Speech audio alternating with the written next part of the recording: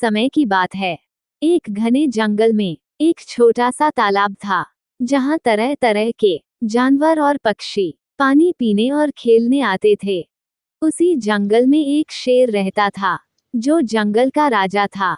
वो बहुत ताकतवर था, लेकिन उसका स्वभाव घमंडी और क्रूर था। वो हमेशा छोटे जानवरों और पक्षियों को तंग करता था।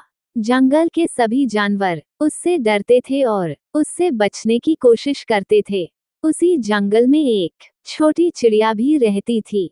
वो बहुत छोटी और नाजुक थी, लेकिन उसमें गजब की बुद्धिमानी और साहस था। वो हमेशा शेर की हरकतों से परेशान रहती थी और सोचती थी कि कैसे इस शेर को सबक सिखाया जाए। एक दिन शेर तालाब के पास आराम कर रहा था। उसने दूर से चिड़िया को देखा और जोर से दहाड़ते हुए कहा, तू इतनी छोटी सी चिड़िया, तुझे देखकर हंसी आती है। तेरी क्या औकात है मेरे सामने? अगर मैं चाहूं तो एक पल में तुझे खा सकता हूँ। चिड़िया ने शेर की बातें सुनी और हंसते हुए बोली, शेर राजा, मैं जानती हूँ कि आप बहुत ताकतवर हैं, लेकिन क्या आप मुझसे चालाक हैं? शेर ने अपनी आंखें तरेरी और गुस्से में कहा, तू मुझसे चालाकी में मुकाबला करेगी? मैं जंगल का राजा हूँ। बता, क्या करना है?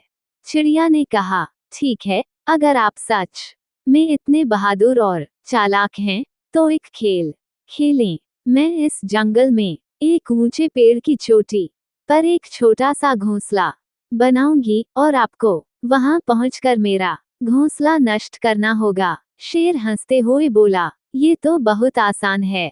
मैं तुरंत वहां पहुंचकर तेरा घोंसला तोड़ दूंगा। शेर ने दौड़ना शुरू किया और पेड़ के पास पहुंचा, लेकिन पेड़ बहुत ऊंचा था।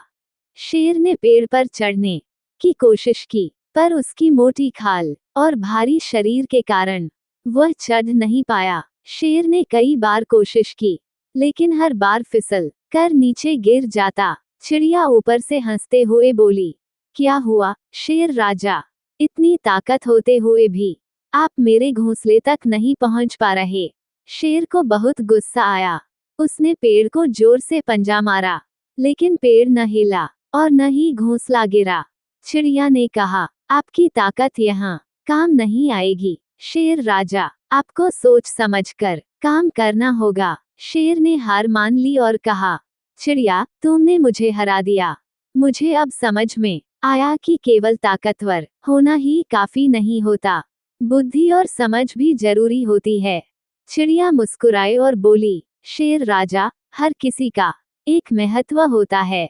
हमें कभी भी अपनी ताकत का घमंड नहीं करना चाहिए और न ही दूसरों को कमजोर समझना चाहिए।